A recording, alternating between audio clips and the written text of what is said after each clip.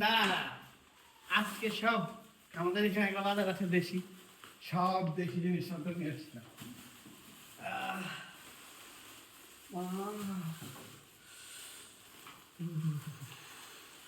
বাইরে প্রচুর ঠান্ডা, হাতটা ব্যথা হয়ে গেছে। সারাদিন কি করবো, কাজ কাম নাই, বুঝছেন না? আপনাদেরকে এখন দেখাই ঠান্ডার কথা কমু না কি করুন।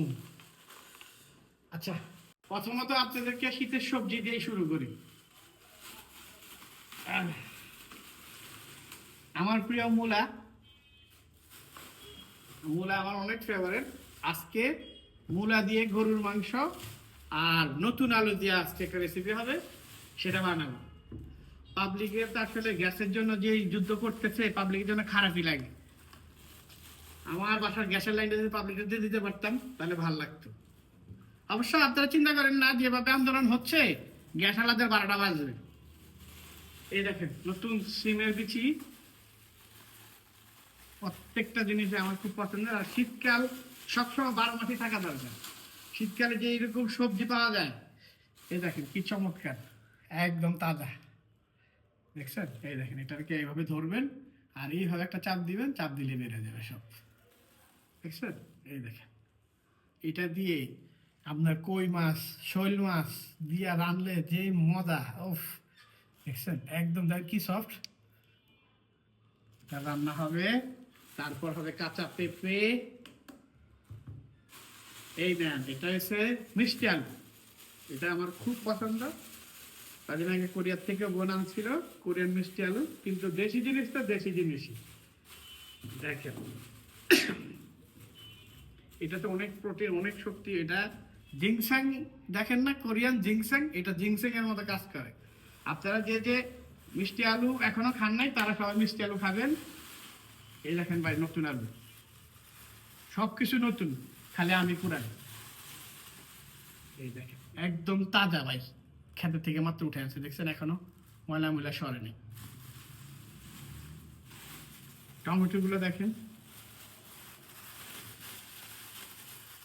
আহ, এগুলো কিন্তু ওই নরম টমেটো না, কিন্তু দেখেন খুব হার্ড, একদম তাজা তাজা।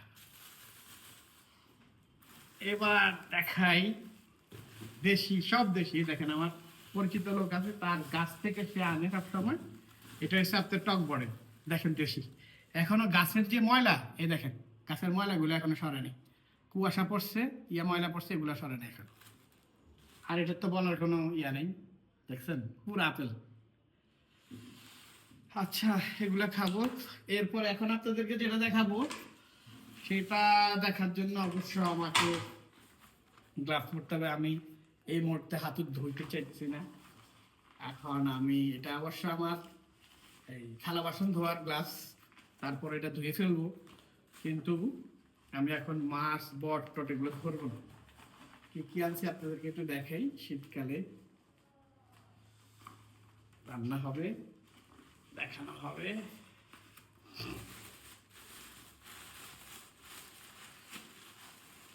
এই হলো বট।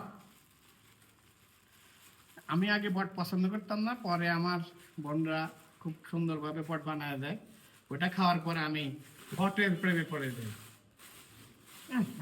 বটটা দেখতে কেমন দেখা যায় কম তো। এখন এই বটটা এটাতেই থাকুক, এটা প্লেটে প্লেটে নিব না। এই দেখেন আস্ত বট, এটা যখন কমপ্লিট করব তখন দেখাবো। এই দেখেন, এটা একদম মোটা বটটা, আমি পাতলা টানিনি, মোটা টানছি। বটটা আর করলাম না, বট বটের জায়গায় থাকুক। মানুষ কত বড় রাক্ষস দেখেন, মানুষের এই একটা গরু আধ ভুতুড়ি প্যাট ম্যাট সব খেয়ে ফেলে, বলেন তো। আর এখানে আনলাম একদম 25 ষাঁড়ের, মাত্র জবাই দিতে, মানে ওনাদের কোনো অনুষ্ঠান আছে, ওইখান থেকে নিয়ে আসলাম 5 কেজি। খুব সুন্দর মাংস। মাংস ধরতে তার অবশ্য আমার লাগবে না, গ্লাস লাগবে না। আমি বটের জন্য গ্লাসটা নিয়েছিলাম, বটটা আমার গন্ধ লাগে সেজন্য। মাংস তো ফ্রেশ, এই দেখেন রান আর একদম সিনা মিলে আছে, দেখবেন মাংস দেখেন মনে হয় যে কি সুন্দর। দেখেন এটা এই মাংস একদম ইয়াতে মিলে আনছি। আপনি দেখেন এই গরুটা তারা খালি আপনার ঘাস আর আপনার ভুসি, আর অন্য কোনো একে অন্য কোনো খাবারই দেওয়া হয় নাই। দেখেন কলিজা, এই কিশোরগঞ্জের গরু, এরা নদী পার হয়ে ওই পারে যায়, খালি ঘাস খায়। আপনি দেখেন একটু মাংসের কালারগুলো একটু দেখেন, সলিড দেখছেন। বাট এটা খাইতে হলে আপনাদের 1500 টাকা কেজি গুনতে হবে, ঠিক আছে।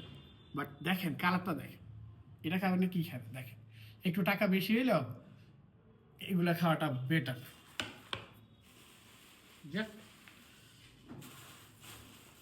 তারপরে সব আজকে তো দেশি জিনিস, ভিডিওটা হয়ে যেতেছে বড়, কি করুন বলেন। তারপর আপনাদের সাথে সবকিছু শেয়ার করতে মন চাইতেছে।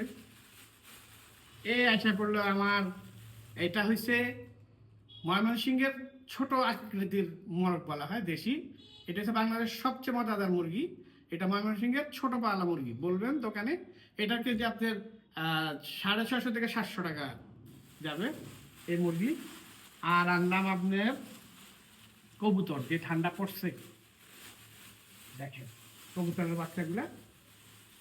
তবে শীতকালে না, আমাদের এখানে কবুতরের বাচ্চা সবসময় রিজনেবল প্রাইস। দেখেন কি সাইজ, বড় সাইজ কিন্তু অনেক বড়। আমার 4টা কবুতরের সাইজ নিচ্ছে 500 টাকা, ছিলতে নিচ্ছে 4টা 40 টাকা। দেখেন কি চমৎকার। আর অন্যান্য জায়গায় কবুতরের যে প্রাইস, কবুতর হাত দিয়ে ধরলেই আপনার হাজার মানে আপনার এক পিসি 300 500। আর আমাদের এখানে সব সময় বাজারের মূল্যটা সেরা মূল্য পাবেন। আর নিয়ে আসলাম দেশি সেরা হাঁসের ডিম। সব দেশি জিনিস, কোনো বিদেশি জিনিস আর খাবো না। বিদেশি জিনিস কেনা বলুন, বাট খুবই দাম বেশি, 20 টাকা করে দেশি ডিমের পার পিস 20 টাকা। এখন এখানে আমার আরো পিঠা টিটা আছে, এগুলোই হাত দিয়ে ধরবো না। আর রাস্তার মধ্যে দেখছি ছোটবেলার কথা মনে পড়ে গেছে, তাই 2 গ্যালারি 2টা নিলাম। কতক্ষণ পরে এটা খাবো। আবার দেখা হবে যখন রান্না বান্না করবো, অ্যারেঞ্জমেন্ট করবো, তখন দেখা হবে। আসসালামু আলাইকুম ওয়া রাহমাতুল্লাহি ওয়া বারাকাতুহু। Tata, bye bye.